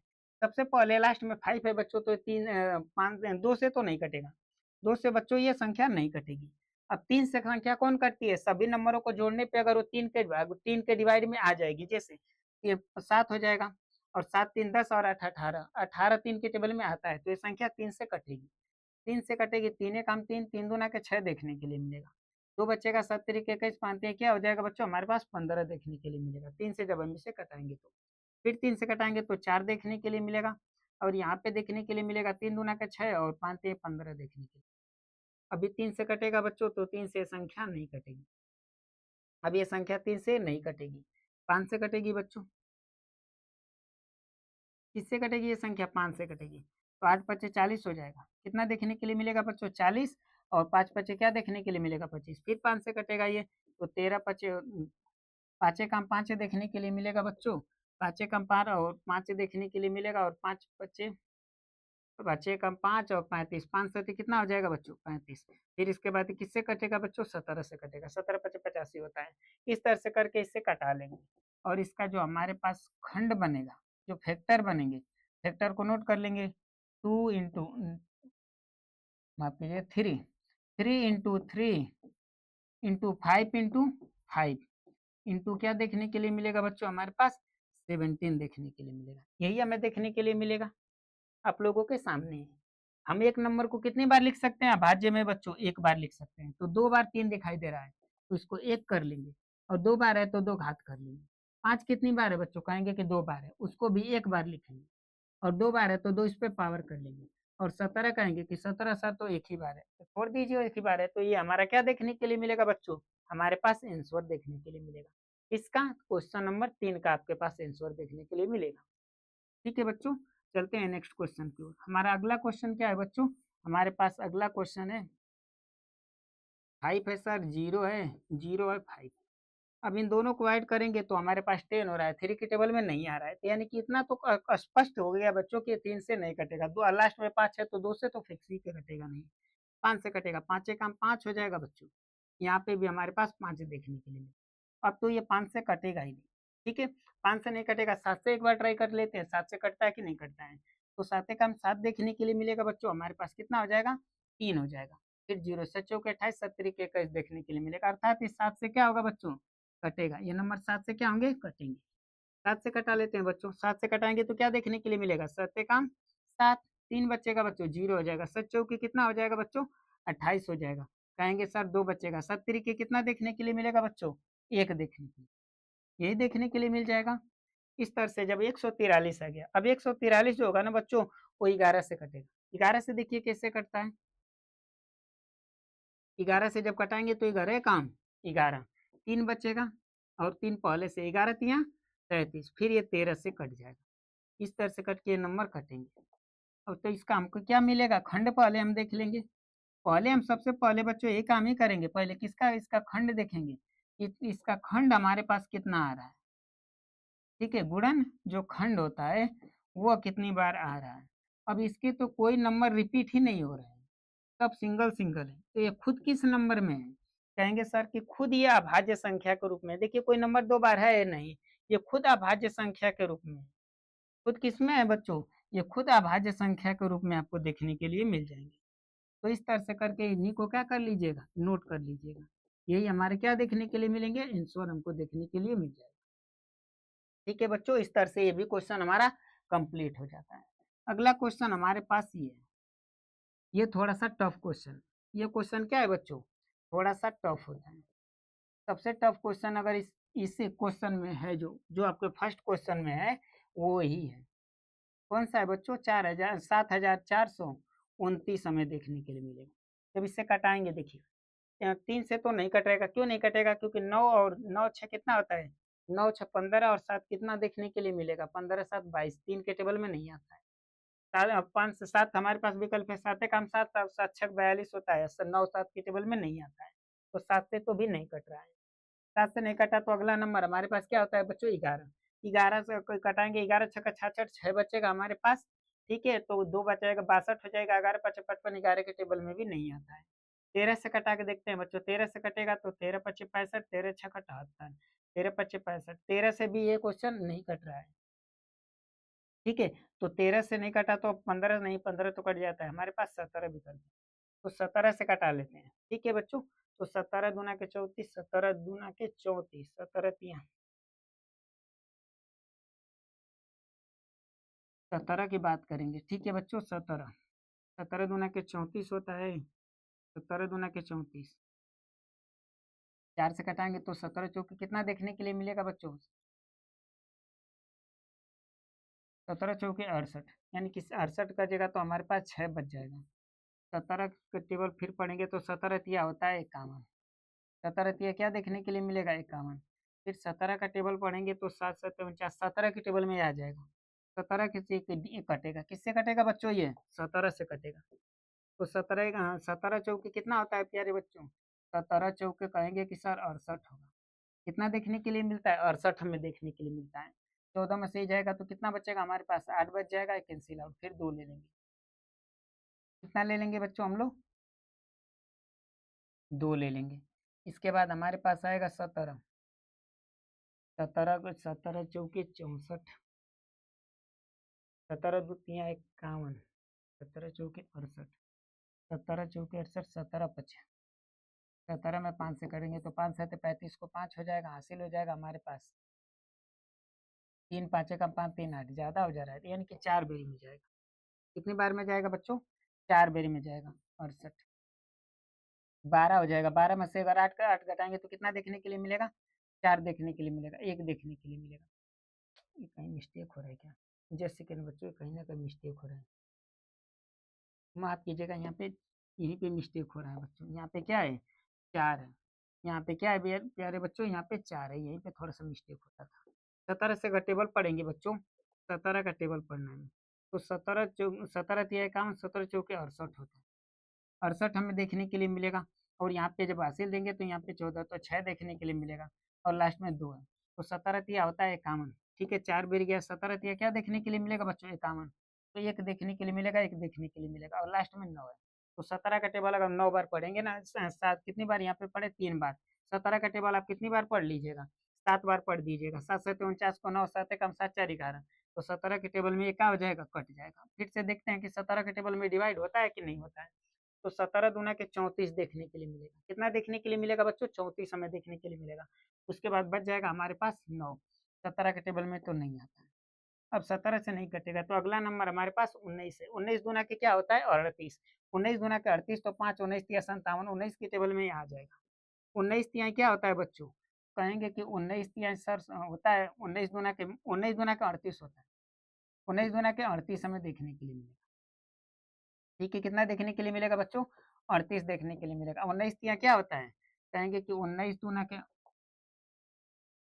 दूना के कितना देखने के लिए मिलेगा बच्चों?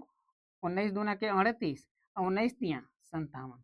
और ये आखिरी में किससे कटेगा बच्चों? 23 से कटेगा। ये संख्या तो खुद किस में आ रही है?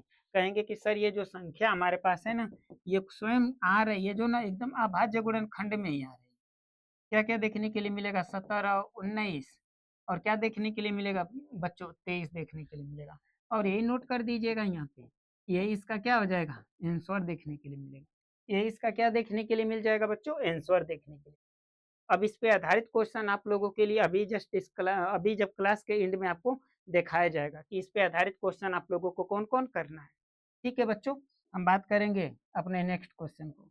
तो ये क्वेश्चन हमारे पास है, क्या दिया गया है बच्चों? यदि HCF की बात करेंगे, मौसा जिसे कहते हैं, 306 और 600 कितना दे दिया है? 57 का 9 है। मौसा कितना दे दिया है बच्चों? 9 दे दिया है। ठीक है, यह दिया है। और एलसीएम का मतलब होता है लसा। इसी का लसा क्या करना है बच्चों? ज्ञात करना। यानी मौसा दे दिया है 9 और लसा क्या करने के लिए कह रहा है? ज्ञात करने के लिए कह रहा है।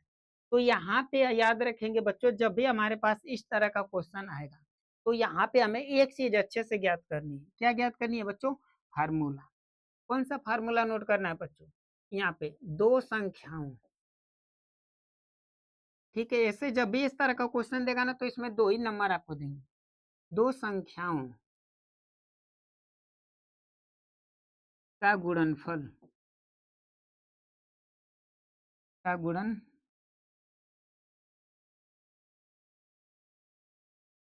का गुणनफल, दो संख्याओं का जो गुणा करने पर जो रिजल्ट मिलेगा, दो संख्याओं का जो गुणनफल होता है। ठीक है बच्चों, लसा यहाँ पे एचसीएफ दिया है तो इस तरह से लिखेंगे, एचसीएफ इंटू एलसीएम। हिंदी में जिसे लसा और क्या कहते हैं? मसा के क्या आता है? बराबर आता है। इसे नोट कर लेंगे एकदम। दो संख्याओं का जो गुणनफल होगा, ठीक है बच्चों, दो संख्याओं का जो गुणनफल आएगा वो लसा और गुणे मसा के क्या होता है? बराबर होता है। ये नोट कर लेना है, ये फार्मूला होता है। ठीक है बच्चों, ये क्या देखने के लिए मिलता है? फार्मूला देखने के लिए मिलता है। और इसी पे ये क्वेश्चन हमें देखने के लिए, ठीक है। अब हमारे पास क्या क्या दिया गया है बच्चों, अब क्वेश्चन को हम नोट कर लेते हैं, यहाँ से हम सोल्व करेंगे, यानी क्वेश्चन को हम लोग हल करेंगे। ये फार्मूला आपको अच्छे से याद होना चाहिए। दो संख्याओं का गुणनफल गुणा करने पर एचसीएफ और एलसीएम के क्या आता है बच्चों? बराबर आता है। हम बात करेंगे यहाँ पे हल, हल के बारे में हम बात करेंगे। तो हमारे पास HCF दे दिया है, HCF कितना दे दिया है बच्चों? 9 दे दिया है। HCF हमारे पास कितना है? 9 दे दिया है। यानी HCF की बात करेंगे, हमारे पास 9 है। और दो संख्याएं कौन कौन है बच्चों? तो कहेंगे कि हमारे पास पहली संख्या,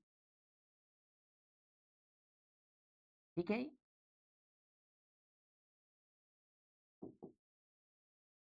पहली जो संख्या है ना वो हमारे पास 306। और जो दूसरी संख्या हमारे पास, कौन सी संख्या बच्चों? जो दूसरी संख्या दी गई है वो क्या है हमारे पास? 657 है। और हमें ज्ञात क्या करना है बच्चों? हमें ज्ञात करना है एलसीएम। एलसीएम हमें क्या करना है? करना है। ये हमें दे दी, इतनी इन्फॉर्मेशन हमारे पास है, ये लिख देंगे ना। और यहाँ पे एक शब्द लिख दीजिएगा, क्या लिख सकते हैं बच्चों? कि दिया है, यहाँ पे लिख दीजिएगा। तो टीचर जो भी अगर बोर्ड के एग्जाम में इस तरह से लिखेंगे तो टीचर कभी भी एक भी मार्क्स आपके नहीं कटेंगे, एक भी मार्क्स नहीं कटेंगे। जो शब्द दिया होता है उसको नोट कर लिए आपने। अब इसको हम रखेंगे इसको, ठीक है। अब ये वाला यहाँ पे स्लाइड एक ही स्लाइड में कर लेते हैं। अब इसे हम क्या करेंगे? इसी पे हम रख देना है। पहले दो संख्याओं का गुणनफल है, ये फार्मूला है। ये हमारे पास क्या दे दिया गया है? फार्मूला दे दिया है। तो दो संख्याओं का गुणनफल, दो संख्या हमारे पास कौन कौन है? कहेंगे कि दो संख्या हमारे पास सर यही है, 306 एक है संख्या, और दूसरी संख्या क्या देखने के लिए मिलेगा? 657 है। और इसका HCF कितना है? ठीक है बच्चों, इसका HCF कितना दे दिया, क्योंकि दो संख्याओं का गुणनफल है। इसके बाद HCF कितना है बच्चों? कहेंगे कि HCF सर 9 है, 9 लिख दीजिएगा।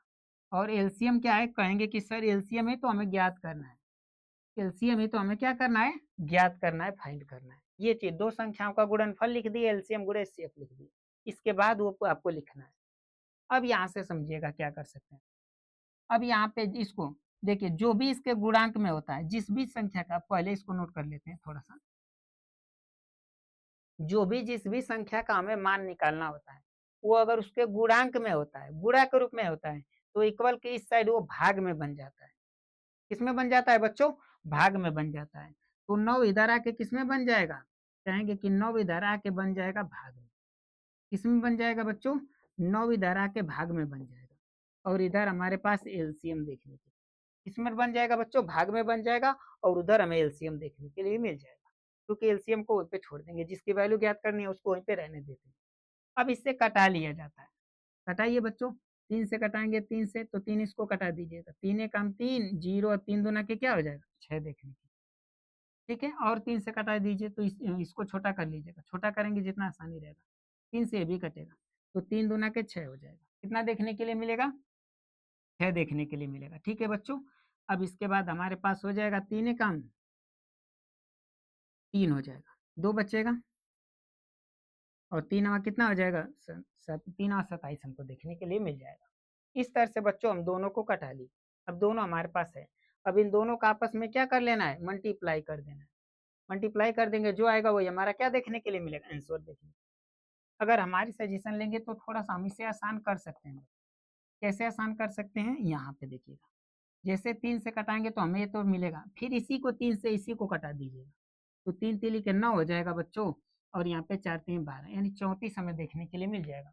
3 तिली के 9, और बचेगा हमारे पास 1 4 3 12 हमारे पास देखने के लिए मिल जाएगा। अब क्या कीजिएगा ना बच्चों, इन दोनों का आपस में मल्टीप्लाई कर लीजिएगा। यहाँ पे मल्टीप्लाई करना आप लोगों के लिए आसानी होगी, तो जिसकी वैल्यू ज्ञात करनी है उसको पहले लिख दीजिएगा। ठीक है बच्चों, अब इन दोनों का आपस में मल्टीप्लाई कर दीजिए। ठीक है, अंक थोड़ा सा छोटा हो जाएगा, मल्टीप्लाई करने में हम लोगों की क्या हो जाएगी बच्चों? थोड़ी सी हेल्प हो जाएगी, सहायता कर ले लेंगे हम। कितना देखने के लिए मिलेगा बच्चों? कहेंगे कि सर, जैसे कि बच्चों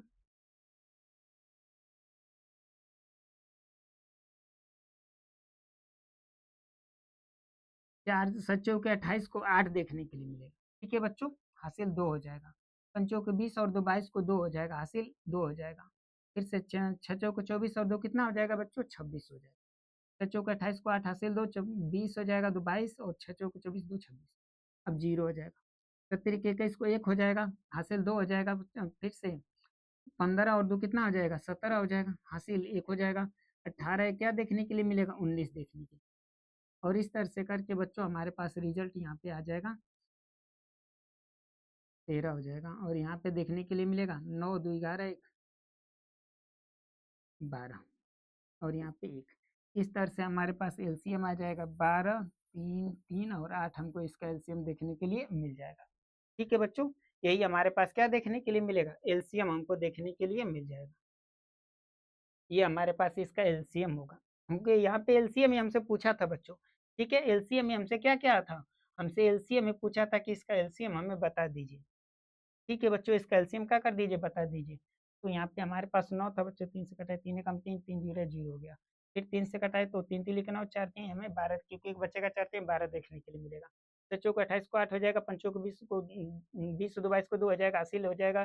तो फिर 24 और 2 26 हो जाएगा। 17 के 21, 5 3 15 2 17, 6 18 19, 8 हो जाएगा, 3 हो जाएगा, और 7 यहाँ पे 7 3 6 दूना का 12 13 को 3 हो जाएगा। हासिल कितना हमको देखने के लिए मिलेगा? 1 देखने के लिए मिलेगा। 9 2 11 12 हो जाएगा, और 1 हो जाएगा। इस तरह से करके बच्चों ये हमारे पास क्या देखने के लिए मिलेगा? आंसर देखने के लिए मिल जाएगा। आई होप आशा करते हैं आप सभी बच्चों से कि ये क्वेश्चन आपको आसानी से समझ में आ गया होगा। इस पर भी क्वेश्चन आप लोगों के लिए है, घबराने की बात नहीं है। ठीक है बच्चों, इस पर भी क्वेश्चन आप लोगों के लिए।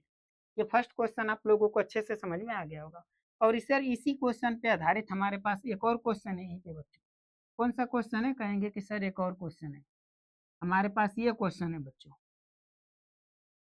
ठीक है बच्चों, यहाँ पे थोड़ा सा शादी ब्याह का माहौल है बच्चों, और सा रात में भी गाना वाना बजता है बच्चों। अगर आवाज़ अगर आप लोगों के पास आ रही होगी तो थोड़ा सा उसे इग्नोर कीजिएगा। प्रेशर बहुत यहाँ पे रहता है बच्चों, पढ़ाते हैं रोड के किनारे। और ठीक है, ये हमारे पास नेक्स्ट क्वेश्चन है, इसको तो अभी बाद में करेंगे, पहले ये दोनों क्वेश्चन सेम टाइप के हैं बच्चों। तो इसको पहले को कर लिया, तो इसको भी हम लोग थोड़ा सा कर लेते हैं। यदि एच सी एफ 120 और 225 का 15 है, तो एलसीएम ज्ञात कीजिए। सेम क्वेश्चन है बच्चों वही। तो सबसे पहले दिया जो जो है ना उसको नोट कर लेंगे। क्या क्या दिया है बच्चों? कहेंगे सर हमारे पास एचसीएफ पता है, एचसीएफ, ठीक है।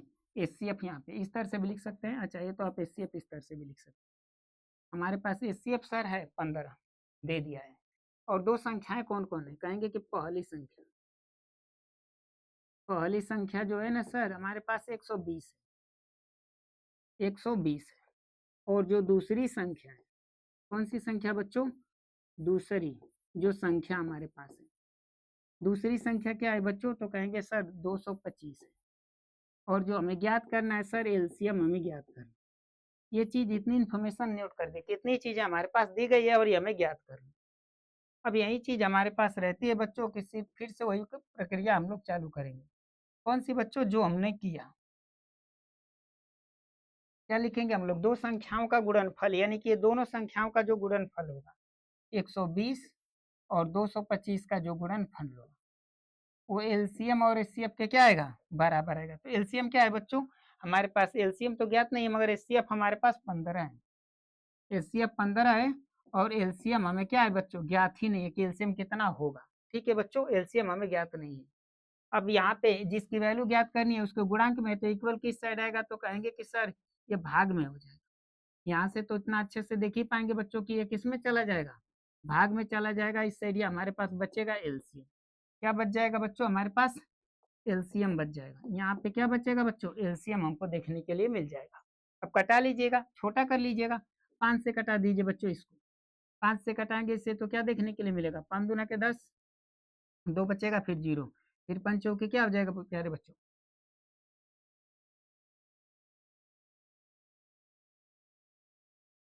5 दूना के 10 हो जाएगा। फिर उसके बाद 5 चौके 20 हमें देखने के लिए मिलेगा। क्या देखने के लिए मिलेगा प्यारे बच्चों? हमें 5 चौके 20 देखने के लिए मिलेगा। फिर 5 चौके क्या हो जाएगा बच्चों? हमारे पास 20 हो जाएगा।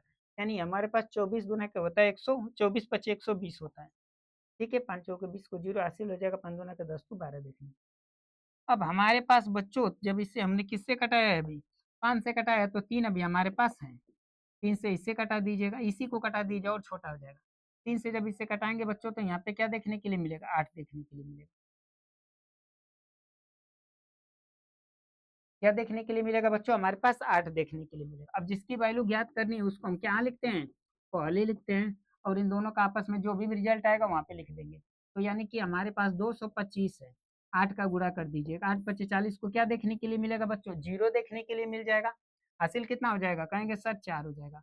और 8 दूना के 16 4 20 को 0 देखने के लिए मिलेगा। हासिल कितना हो जाएगा? कहेंगे कि सर 2 हो जाएगा। 8 दूना के 16 हो जाएगा और 2 कितना देखने के लिए मिलेगा बच्चों? 18। ये हमारे पास रिजल्ट में देखने के लिए मिल जाएगा। आई होप, आशा करते हैं आप सभी बच्चों से कि ये भी क्वेश्चन आपको आसानी से समझ में आ गया होगा। इस पर भी क्वेश्चन आपको देखने के लिए मिल जाएगा।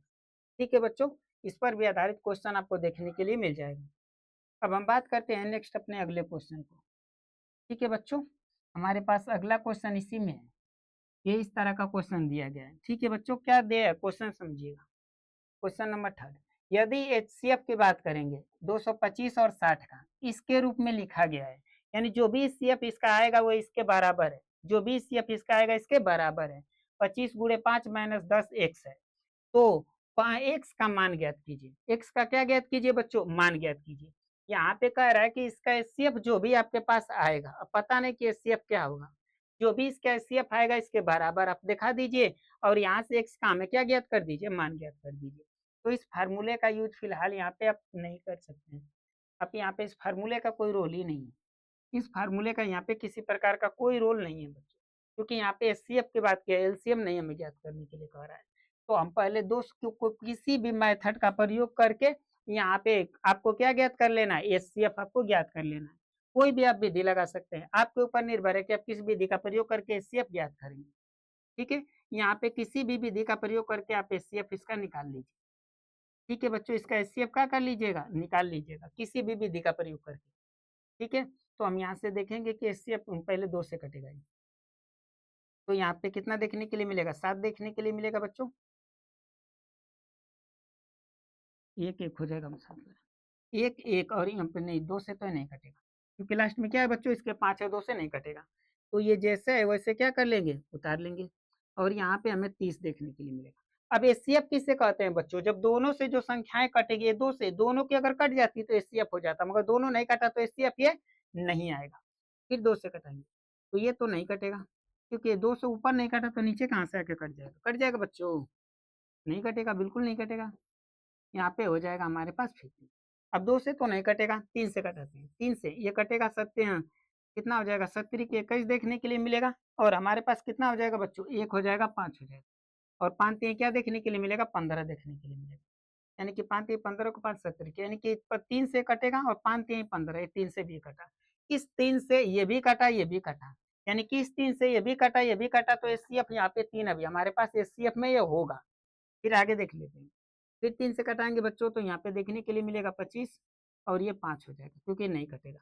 फिर 5 से कटाएंगे तो 5 पचे 25, 5 पचे 25 और ये पाँचे का 5। इस 5 से बच्चों ये भी कटा और ये भी कटा, ये भी कटा है और ये भी कटा है, तो ये भी हमारा क्या हो जाएगा? एचसीएफ। एचसीएफ में हमारा ये देखने के लिए मिलेगा। फिर 5 से कटाएंगे, इसको तो कटा दिया मगर इसको नहीं कटा है। एचसीएफ का रूल क्या होता है बच्चों? जब दोनों को कटाएगा वही हमारे पास एचसीएफ देखने के लिए मिल जाएगा। तो यहाँ से हम इसका एचसीएफ की बात कर लेंगे। ठीक है बच्चों, एच सी एफ इसका किसका बच्चों? 225, 225 और 60 का एचसीएफ कितना देखने के लिए मिलेगा बच्चों? तो कहेंगे सर 3 से ये भी कटा, ये भी कटा, 3 ले लीजिए, 5 है हमारे पास। तो 3 गुणे क्या देखने के लिए मिलेगा बच्चों? 5 देखने के लिए मिलेगा।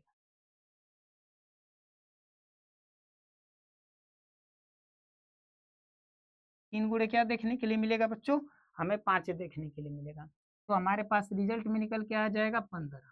क्या देखने के लिए मिलेगा बच्चों? तो हमारे पास 5 15 हमारे पास हो जाएगा, ये मिलेगा बच्चों। अब इसके बराबर हम दिखा देंगे। अब हम आ जाते हैं अपने क्वेश्चन के ऊपर। ठीक है बच्चों, इसके नीचे आप लोग लिखिएगा, हमारे पास जगह नहीं है तो हम यहीं पे लिखेंगे, एक ही स्लाइड में आप लोगों को दिखा देंगे। इसके नीचे आप लिखिएगा, क्या लिखिएगा बच्चों? हमारे पास जो दिया गया है H C F, H C F 225 का और 60 का किसके रूप में लिख सकते हैं बच्चों? कहेंगे कि किसके रूप में लिख सकते हैं सर?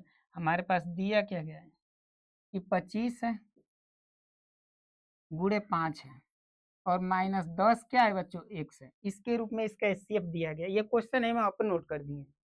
अब इसका एचसीएफ हमारे पास है कितना है प्यारे बच्चों? 15 है। और यहाँ पे 25 में अगर इसका गुणा कर देते हैं, क्योंकि गुणांक में गुणा कर दीजिएगा तो 100 कितना देखने के लिए मिलेगा बच्चों? 25। 100 कितना हो जाएगा? 25 हो जाएगा, माइनस 10x देखने मिल जाएगा। अब इधर देखिए, अभी माइनस है, इधर ये किसमें दिख रहा है? प्लस में। इक्वल की साइड खींचेंगे तो किसमें हो जाएगा बच्चों? माइनस में। किसमें हो जाएगा? माइनस में हो जाएगा। इधर आएगा तो किसमें देखने के लिए मिलेगा? कहेंगे कि माइनस में हो जाएगा, अपना सिंबल चेंज कर लेगा और उधर हमारे पास माइनस 10x बच जाएगा। अब घटाएंगे तो प्लस वाली संख्या 15 छोटी है, माइनस वाला बड़ा है, यानी माइनस बड़ा है। ठीक है बच्चों, तो घटाएंगे 15 इसमें से तो हमें माइनस का 100 क्या देखने के लिए मिलेगा? 10 देखने के लिए मिलेगा। कितना देखने के लिए मिलेगा बच्चों? माइनस का 110 हमें देखने के लिए मिल जाएगा। अब ये माइनस माइनस क्या हो जाएंगे बच्चों? खत्म हो जाएंगे। अब ये देखिएगा, जिसकी वैल्यू ज्ञात करनी है उसको पहले लिख लीजिएगा। उसको कहाँ लिखते हैं? पहले। अब ये 10 गुणांक में है तो इक्वल टू साइड जाएगा तो किसमें होता है? भाग में। आप इसी से इसको कटा दीजिए, यहीं पे कटा दीजिएगा, आसानी रहेगी। तो आपको रिजल्ट में क्या देखने के लिए मिलेगा? 11। क्या देखने के लिए मिलेगा बच्चों? 11। तो एक्स की वैल्यू कितनी आ गई? 11। यही हमसे पूछा था एक्स का मान। ठीक है बच्चों, आई होप आशा करते हैं आप सभी बच्चों से कि ये भी क्वेश्चन आपको आसानी से समझ में आ गए होंगे। अब आप लोग थोड़ा सा क्वेश्चन नोट कर लीजिए। ठीक है बच्चों, ताकि आप लोग अपना प्रैक्टिस करते रहिएगा। ठीक है, सबसे पहले इस पर आधारित क्वेश्चन आप नोट कर लीजिएगा। देखते हैं इसमें दिया है कि नहीं दिया बच्चों। क्वेश्चन को आप नोट कर लीजिएगा, ताकि साथ साथ कर लिखाई टाइम थोड़ा सा नहीं मिल पाता है बच्चों। ठीक है, तो इस क्वेश्चन हम यहाँ पे नोट कर देते हैं। इस पर आधारित ये क्वेश्चन है बच्चों आप लोगों के लिए। ठीक है, आप लोग प्रैक्टिस कीजिएगा।